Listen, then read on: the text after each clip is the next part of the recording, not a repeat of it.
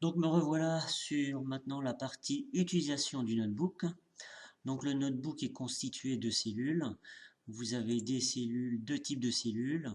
Celles-ci qui sont des cellules où il y a du texte de marqué, c'est des cellules de type Markdown et des cellules de type code qui sont là. Si vous cliquez deux fois dessus sur une cellule Markdown, vous pouvez revenir au texte initial en faisant exécuter. Maintenant, ce qui nous intéresse, ce sont les cellules de code. Donc ici, vous avez, une fois que vous cliquez dessus, il vous reste à exécuter pour exécuter le code qu'il y a dans la cellule. Donc ici, il ne se passe rien puisque en fin de compte, on importe le fichier festival et on va le mettre sous forme de tableau, qui s'appelle un data frame, et le nom de ce tableau va s'appeler festival. Donc ici, vous n'avez plus qu'à exécuter toutes les cellules de code et à les compléter lorsque c'est demandé comme ici. Je vous montre ici pour voir si ça fonctionne bien chez vous. Donc ici, je vais afficher un extrait du data frame festival. Donc je clique dans cette cellule-là et je fais exécuter. Et vous voyez, j'ai un extrait du data frame festival qui s'affiche. J'ai le début avec les premières lignes et la fin avec les dernières lignes. Autre ici j'affiche un certain nombre de lignes. Ici j'affiche de 0 à la ligne numéro 4. Le 5 n'est pas compris, je vous montre. Ça donne ça, on affiche bien de 0 jusqu'à 4, les 4 et les 5 premières lignes. Donc vous n'avez plus qu'à compléter ici lorsque vous avez tout doux. Là, je vous donne la solution. Donc je vais afficher les lignes de 0 de 5 jusqu'à 20. Donc c'est 5, 2.21, puisque la ligne 21 ne va pas s'afficher. Et j'ai plus qu'à faire exécuter. Ça ne marche pas, vous pouvez voir.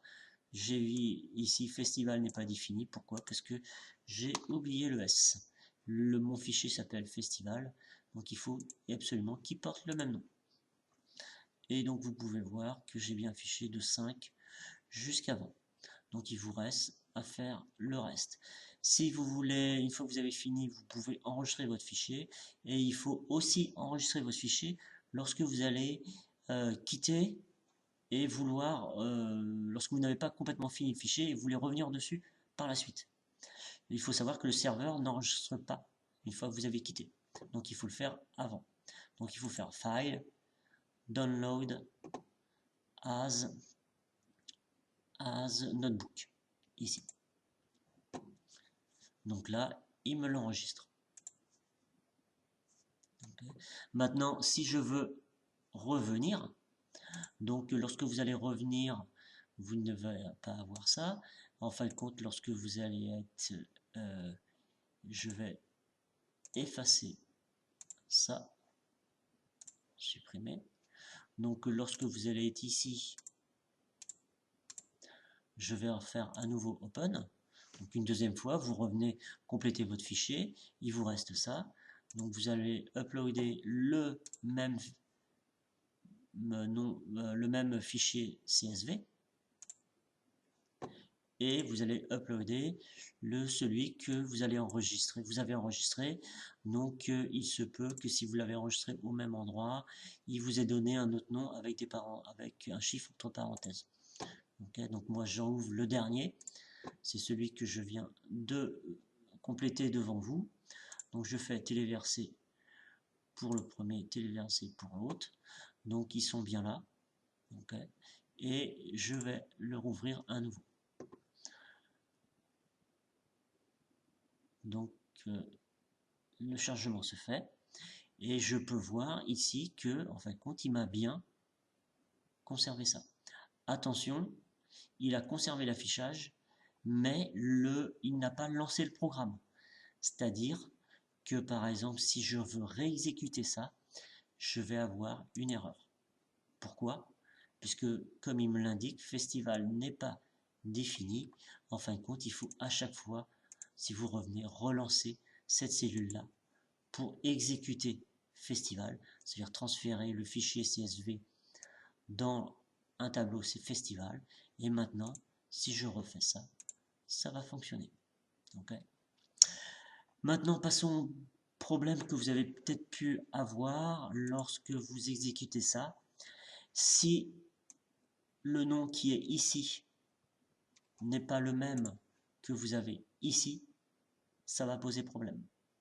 Okay. Vous pouvez peut-être avoir un nom entre parenthèses comme ici.